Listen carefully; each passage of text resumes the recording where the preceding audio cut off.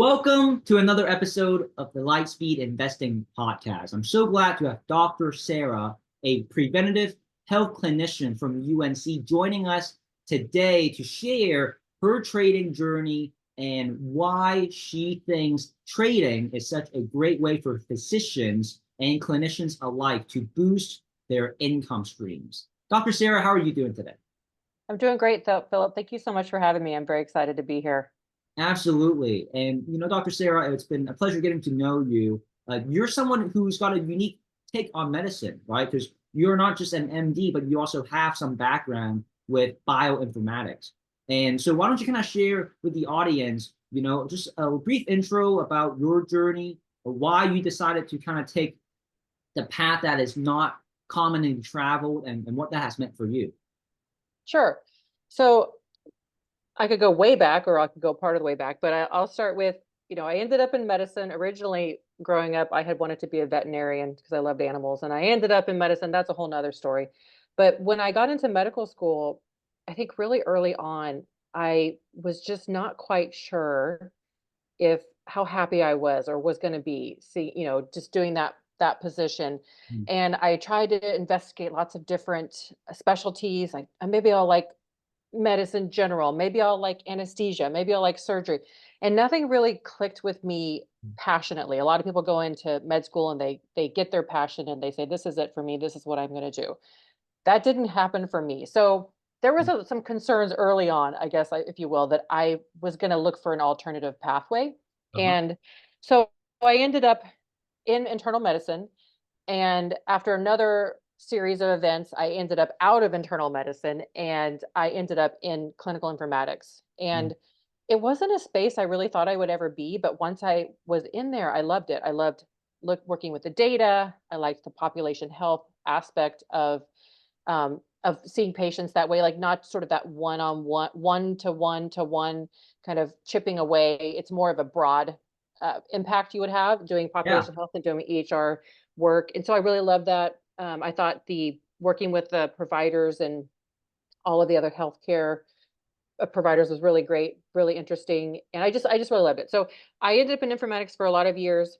And even when I was in informatics, I was always looking for alternative streams of having income, making money. And at one point, I had gotten interested, just in conversations with people, I had gotten interested in the stock market and trading, kind of trying to understand it. But, you know, from my perspective, at least, it was very scary and Mm. daunting. And this was way back. This was before we had apps on your phone like Robinhood where you could trade. And it just Oh, there I see. wasn't a lot to get the knowledge to do it. So I think I stayed away from it for a lot of those reasons.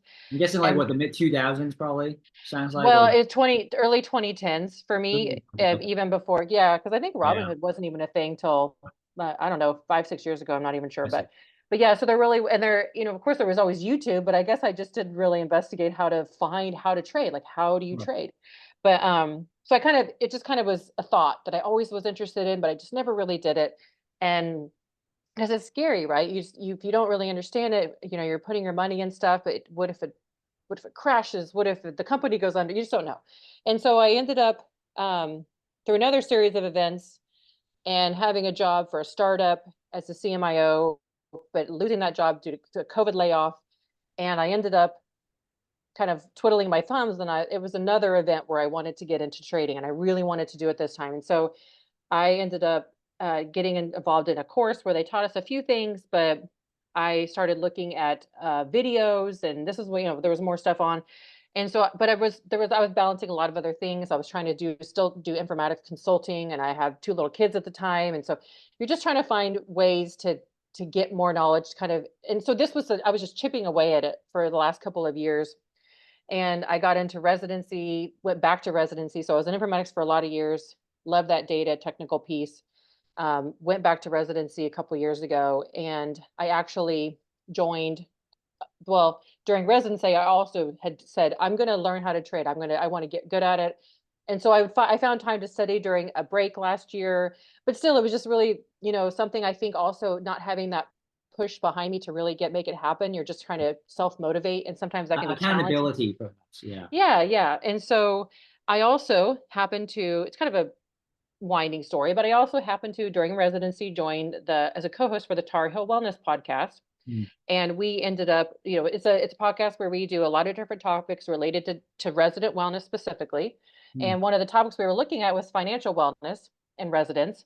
And lo and behold, I have this LinkedIn page, and Philip Chan from Lightspeed Investing came up as an invite to this course on investing. And I thought, hey, maybe he'll know something about financial wellness. So I messaged you, Philip, and I ended up, you responded right away, and we ended up having a conversation, and you were telling me about futures trading and, well, what Lightspeed Investing does. Give me a brief overview. And I had thought about trading commodities and futures, but that seemed like that was going to be so far off in the future, because I Yeah. just thought that's way too daunting. That's too far ahead for me. Mhm. And so, but I took the class, I listened in, and it seemed like it was really interesting.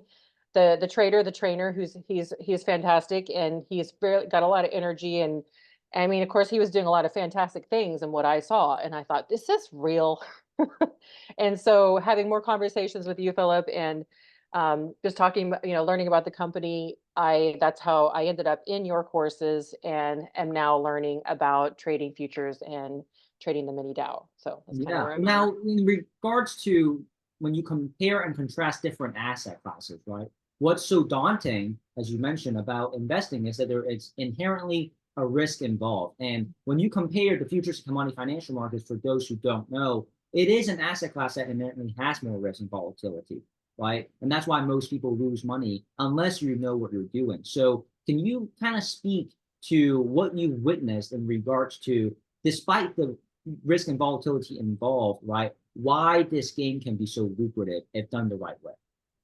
Well, I think that, as you all have mentioned in my conversations and learning the classes, that if you are cautious in terms of learning the trade, learning the skills, and really making sure that you've checked your boxes, that you've done your sim trading, and as you all have mentioned, do not live trade until you're making at least 80% positive Yeah, trades, that's right. then I think that's really the key. And it's also just, yeah. So understanding the concept, understanding how it works, and being confident, and not going until you're prepared. Having a backup plan, having a stop loss, having a trading strategy that you stick to. And they say, don't say I'm just gonna trade 2 contracts at a time. Then all of a sudden that same day you're like, this trade looks really good, I'm confident, and then just putting in for 10 contracts, and it goes the wrong way. And so just having a set of rules that you follow, Mhm. again, making sure you understand and you're fully confident before you actually start live trading and being successful, I Right. think, is some of the So ways. proper risk management and discipline, right? As Yes. how success will come in most arenas in life. So for you, Dr. Sara, obviously you took the path less traveled. You have familiarity with both bioinformatics and the clinical sciences. So, when you look at this game and you talk to maybe physicians who just have the clinical, what are some medical analogies that you can provide here to put them at ease, to share with them, hey, here's some insights and gold nuggets from my personal experience where it may not be as daunting, right, as it seems, because you've certainly been there before as an outsider. And now that you're more so immersed, especially with certain guidelines and the system to follow, maybe you can talk about how that can alleviate your normal stress and anxiety. Yeah. Well, a couple of things. As a physician, we do things that are incredibly scary. So we're used to that. And it's hard to understand how we don't marry the two. So we're so intimidated a lot of times by trading and by the stock market, but yet we have to at times put a large IV in somebody's jugular, Mhm. or EJ, IJ, or you're sticking needles in their rib cage to drain fluid. And so, Things that would be daunting for the other yes. normal individuals, so to speak. Yeah, so we do things that are incredibly daunting, and eventually, at some point, you have to do that for the first time, and you have to feel confident. So we practice on dummies, we practice in simulation, so it's kind of the same thing. Yep. And also, you mentioned, I think you touched on this, but we we have we have standardized patient care, so we have rules that we follow, and internally, the way we manage patients, we follow all guidelines, but we also have our internal guidelines. And so Mhm. every single day we are managing ourselves and how we treat our patients. Mhm. And so this is not really that much different to me. Yeah, no, I love it. Now, what about, your bioinformatics background? How do you think that's come in, and how has that shaped your approach in trading? Yeah, I mean, I think just understanding. So in informatics, of course, it's a lot of data, it's a lot of technical analysis. And I think that that has given me a bit of an edge in some ways because I'm already pretty well versed in that, looking at technicals. I'm interested in technicals. And I think particularly with the trading I'm learning right now, there is a lot of technical analysis, looking at patterns, looking for certain triggers to and following those triggers to have a successful trade. So I think the informatics has given me that part of it. It's less science, more technical, more numbers, more data. So Gotcha. So, now that you are immersed with this universe of not just trading, but learning a skill set that you can have for the rest of your life to garner an additional income stream, how do you plan on incorporating it with your lifestyle and your life goals, right? Especially with you coming out of residency. yeah, and that's actually one thing that I really love about trading and have always has always driven me to it, Mhm. especially with the futures trading, is that you are your own boss. I can get up and trade when I want to, especially with the futures and the market's kind of going most of the day, but you still want to trade when the volume is up, but still you can make your own decisions. And I think that that's a fantastic piece of autonomy that we get to have that we don't always have as physicians Mhm. because, you have a patient panel and you have patients scheduled. So you can't just decide one day, I don't really want to go see patients today. You don't really have that liberty. Whereas with trading, you definitely have that liberty, that flexibility, and you can decide your own hours. And I think this additional skill set, even so physicians generally have pretty good job security, Mhm. but there's always something that can happen. There's always something that can happen. And this is a backup plan. I think you should always have a backup plan for other ways to make income. So, and then I think, as a skill set is definitely a unique skill set that sounds kind of funny to say, but you could pass along to your children Yep. because That's it's right. important for anybody to have. I think it's important for anybody to understand the financial market, to Mhm. understand how it works, how it functions.